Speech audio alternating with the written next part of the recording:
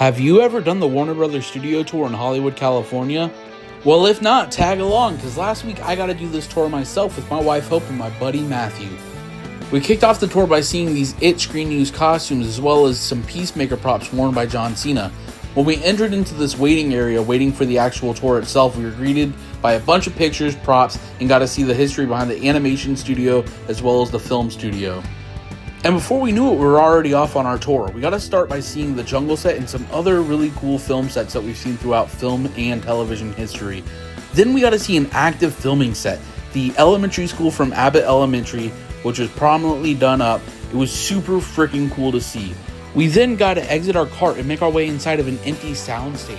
But it wasn't too long before we had to hop back on. We saw the Friends soundstage and then one of the most iconic sound stages in history, Soundstage 16, used for so many films.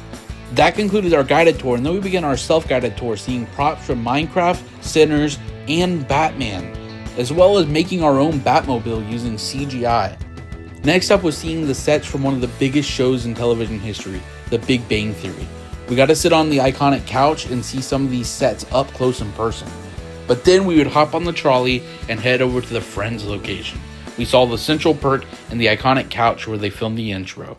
While that was awesome to see, we finally got to the meat and potatoes of what I wanted to see for this tour. Screen used costumes from some of my favorite films, minus Superman's, except we saw Christopher Reeve's costume, which was really awesome. Having Christopher Nolan's Batmobile tumbler greet you into a Batcave is one of the most incredible things you get to experience.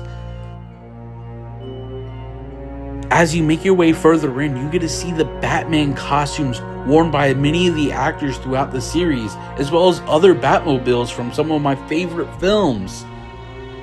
Getting to be up close and personal and seeing the detail in each costume is what makes this tour worth it. We even got to see Aquaman's trident, which is really amazing.